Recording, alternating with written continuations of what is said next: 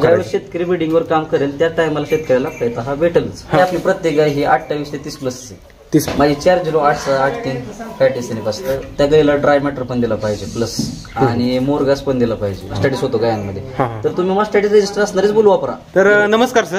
नमस्कार सर, आपली ओळख करून द्या.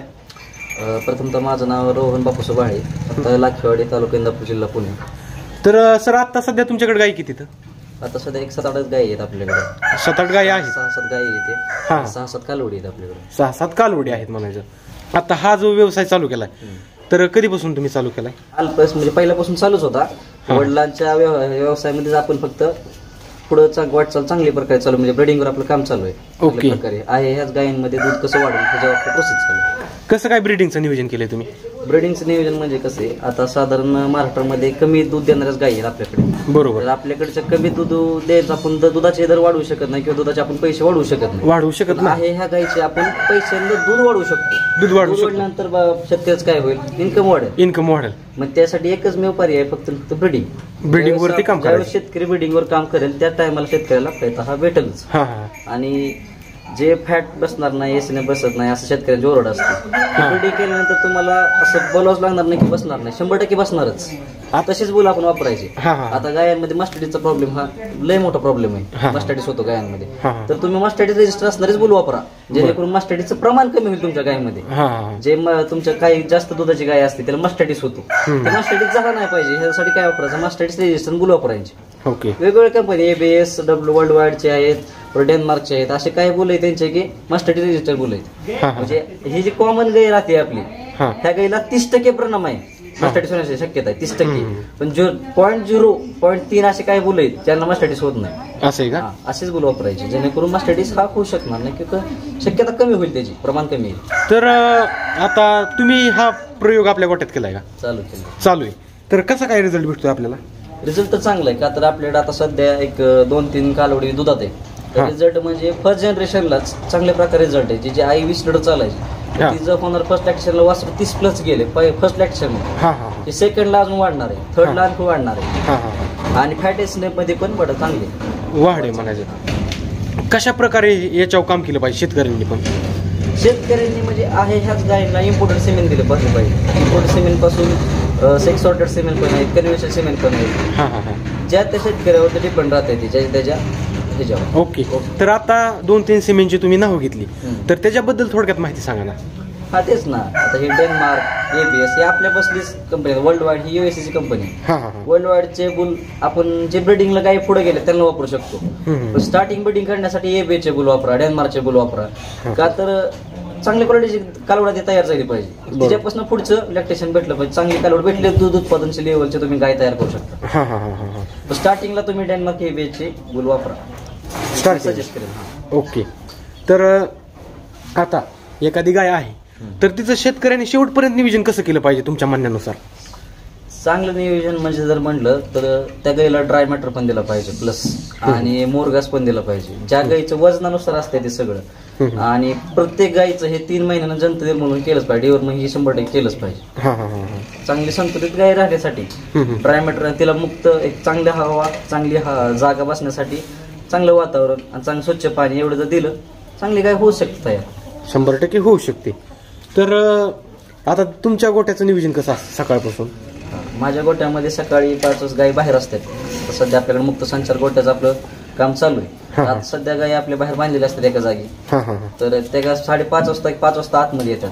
त्याला पेंट ऑलरेडी संध्याकाळी 6 वाजता वैरण हे ठेवून दिलेली असते गव्हाणीमध्ये. तर त्या गायांना सकाळी 5 वाजता आत घेतलं की त्यांना पेंट हे ठेवली जाते. नंतर त्यांचे दूध काढलं जातं. दूध काढल्यानंतर त्यांना 7-7:30 वाजता पाणी दिलं जातं. पाणी दिल्यानंतर गायांना विश्राम हा साधारण 2-3 वाजता विश्राम असतो. नंतर 3 वाजता दुसऱ्या टायमाचं वैरण पेंट झालं जातं. तिथून परत संध्याकाळी 5-5:30ला मिल्किंग होतं. तिथून परत नंतर गाई बाहेर येतात 8 तासासाठी बसतात.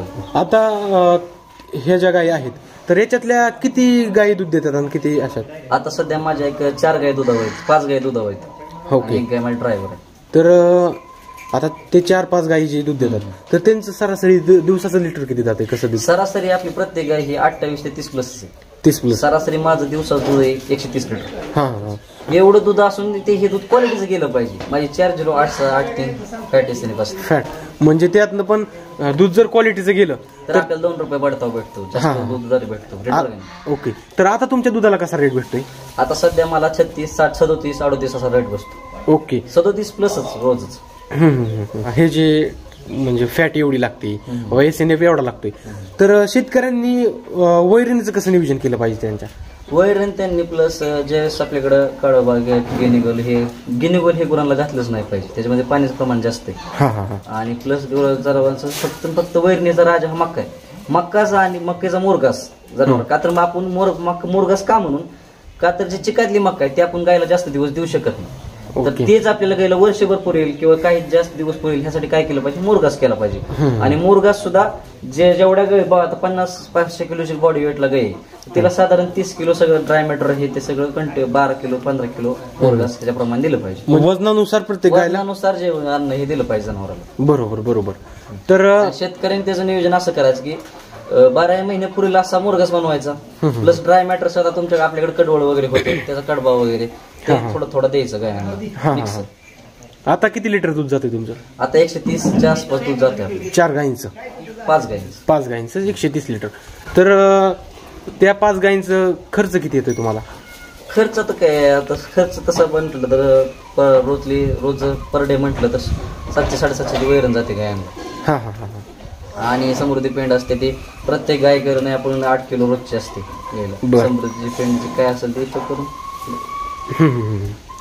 आता यांचं किती जण नियोजन करता तुम्ही? आई वडील आणि मी.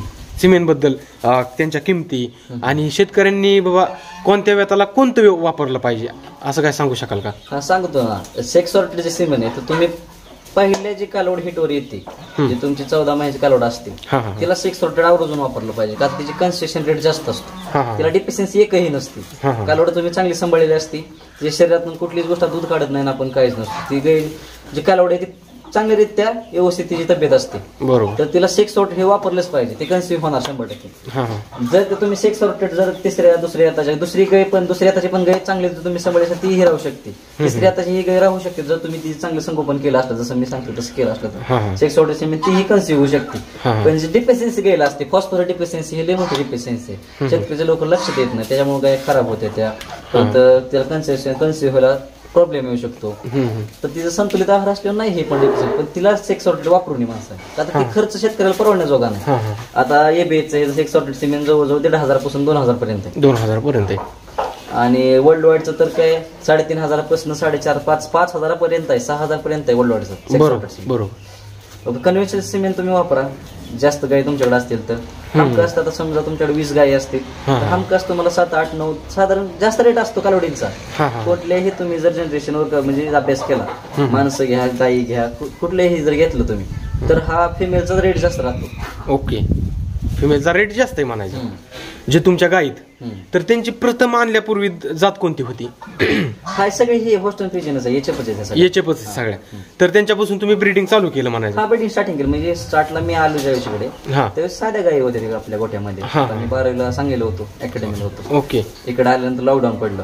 लॉकडाऊन आल्यानंतर काय कॉलेजला ऍडमिशन नाही, काही नाही, साधारण 8-9 महिने असेच गेले. घरच्यांनाच मदत करावी लागली ना आपल्याला. मग थोडंफार लक्ष गेलंच ना बाबा, आता ही गाय आपली किती लिटर साधारण 10 लिटर दूध देते. त्या 10 लिटर मध्ये बडाव कशी होईल? त्या टायमाला 10 लिटर दूध देणे म्हणजे लय दूध दिलं, इतकं दूध दिलं की चांगली गाय असं आपण म्हणायचो आम्ही. तर असं डॉक्टरांच्या यांच्या सहवासात आल्यानंतर डॉक्टर म्हटले की आपल्या गोट्या डॉक्टर म्हटले बाबा 30-40 लिटरची आपण गाय तयार करू शकतो, त्यासाठी आपण ब्रीडिंग केलं पाहिजे.